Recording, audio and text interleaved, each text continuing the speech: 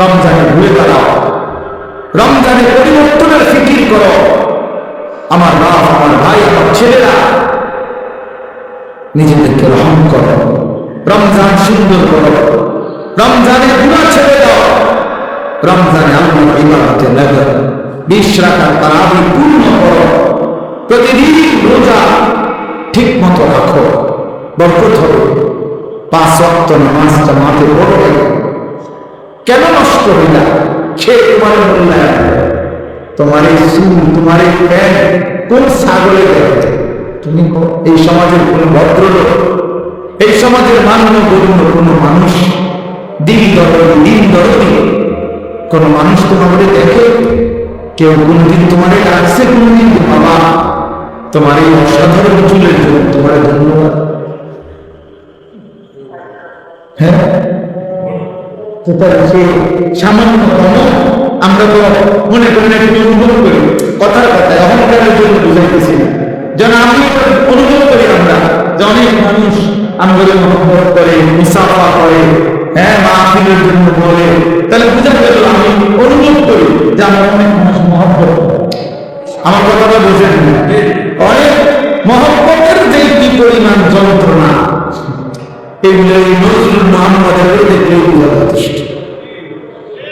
গমে আশিকি তেরা শুকরিয়া, এইটার অর্থ গমে আশিকি মানে হলো ভালোবাসার যন্ত্রণা, ভালোবাসার যন্ত্রণা, মহব্বতের যন্ত্রণা।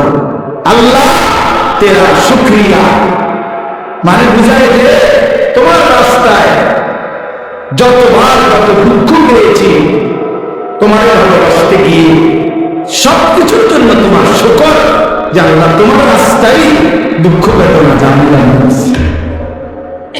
তো এই জন্য ভাইয়া তোমার যেটা অনুভব করা উচিত, তোমার যেটা ভাবা উচিত যে আমি যে প্রতিনিয়ত চুল পাল্টাইলাম, ডিজাইন পাল্টাইলাম, ফ্যাশন পাল্টাইছি, তো মানুষের আর কি টাকা? আমি তো অনেক সময় বলি যে তোমাদের সমবয়সী ছেলেরা যখন তোমার বলে দোস্ত তোরে সেরকম লাগে, তুই জিজ্ঞাসা না যা কিরকম, আমিও তো মানছি তোরে সেরকম লাগে, কিন্তু সে ডাকে না, মানব সে কে? যার মতো তোমারে লাগে, নিশ্চিত খবর দিলে দেখবা ফুটটা করে মতো লাগে, গান মতো লাগে, নেশাখোরের মতো লাগে, যুবকের মতো লাগে, চরিত্রহীনের মতো লাগে না, ইমানদারের মতো লাগে না, জোনায়েদ বাগদাদির মতো লাগে না, বাইজিদ বোস্তামের মতো লাগে না, কোন আল্লাহওয়ালার মতো লাগে না, কোন হারামখোরের মতো লাগে না, কোন বাবাখোর ডাইখোর ছাড়া, নেশাখোর ইয়াবাখোর ছাড়া অন্যদের মতো লাগে না। নামাজি এমন হয় না, চরিত্রবান এমন হয় না, ভালো মানুষ এমন হয় না। এজন্য ঘুরে দাঁড়াও। শাহরু রমাদান আল্লাযী উনজিলা ফীহিল কুরআন হুদাল লিন-নাস ওয়া বায়িনাতিন মিনাল হুদা ওয়াল ফুরকান।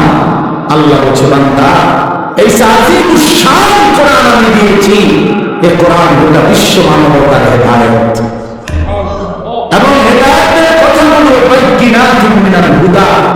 একটা শব্দ, একটা ব্যাখ্যা, একটা বিষয়ের মধ্যে কোনো অস্পষ্টতা, অপসারো, অবুঝ কিছু নাই, সব স্পষ্ট।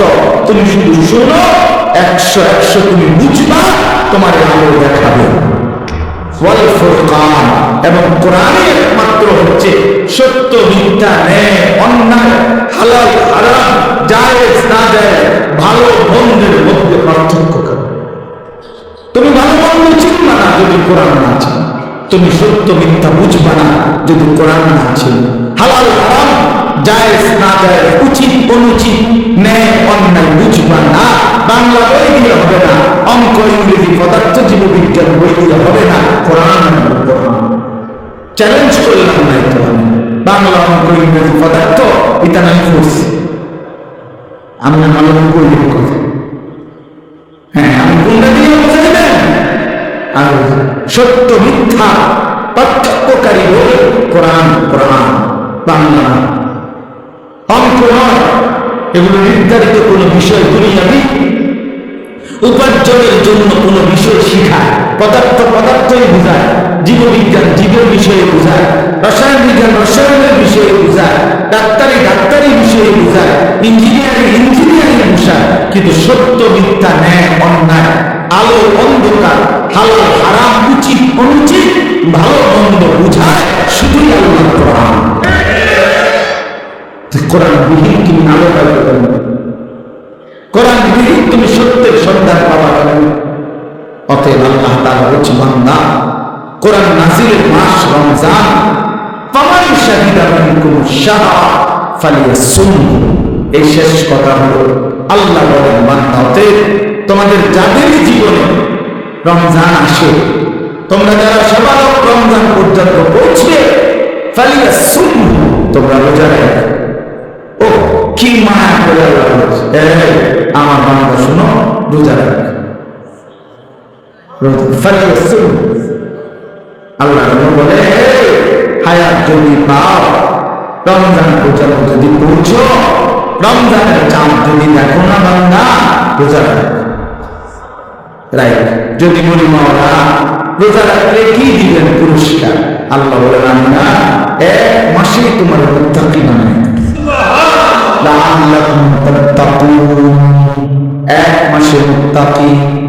যদি বলি মাওলা মুত্তাকি হলে কি হবে, আল্লাহ বলেন, জান্নাত তো বানাইছি আমি মুত্তাকির জন্য, উইদ্দাত লিল মুত্তাকিন, জান্নাত বানানো হয়েছে মুত্তাকিদের জন্য। ইন্নাল মুত্তাকিনা ফি জান্নাতিন ওয়া উয়ুন, ইন্নাল মুত্তাকিনা ফি যিলালিন ওয়া উয়ুন।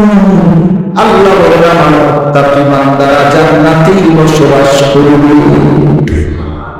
খালাস।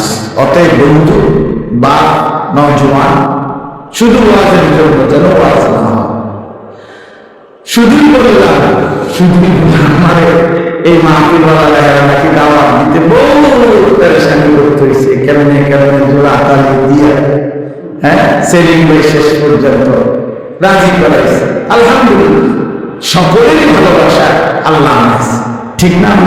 আল্লাহ আমাদের সবাইকে ভালো করেন, আমাদের জীবন সুন্দর করেন, আমাদের আখিরাত সুন্দর করেন।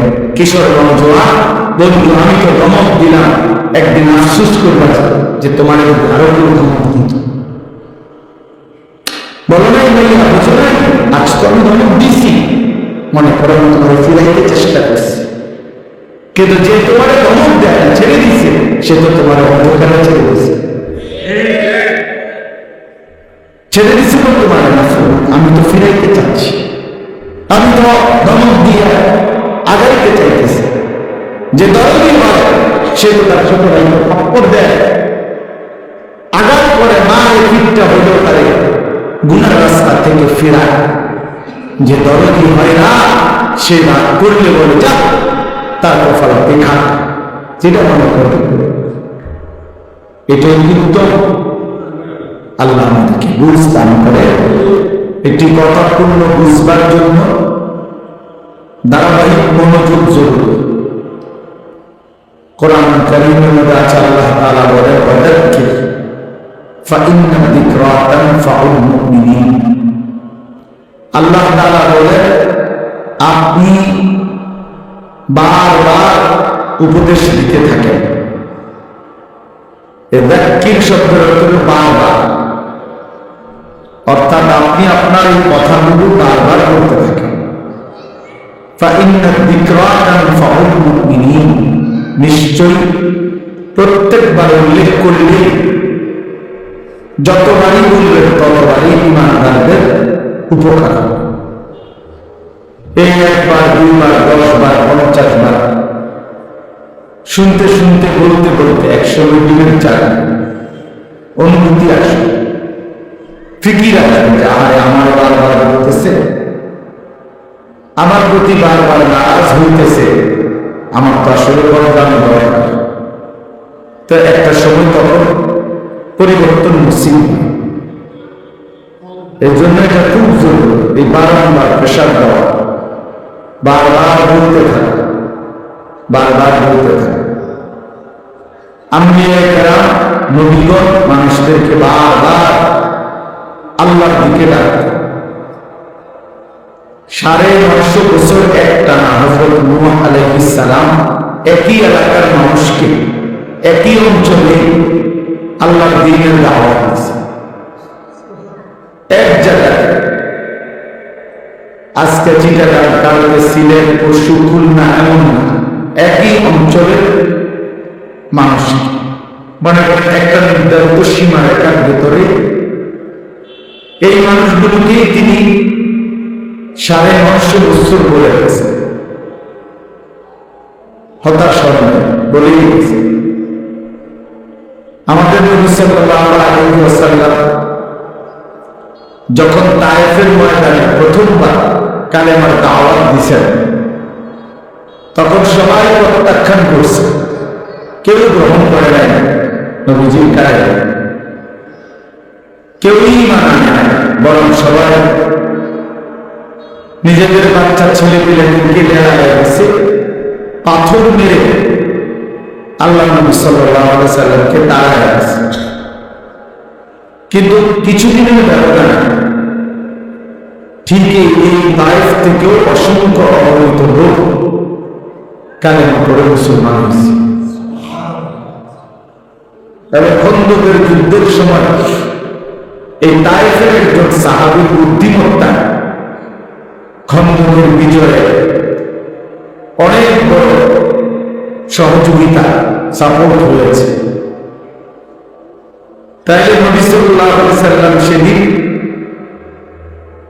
জিবরাইল ফেরেশতা এসে বলছিল, ইয়া রাসূলুল্লাহ, আপনি বললে পাহাড়ের ফেরেশতাকে বলে তায়েফবাসীকে 2 পাহাড়ের মাঝখানে ফেলে ধ্বংস করে দেয়, কেন তারা আপনার গা থেকে পবিত্র শরীর মুবারক থেকে রক্ত ঝরায়।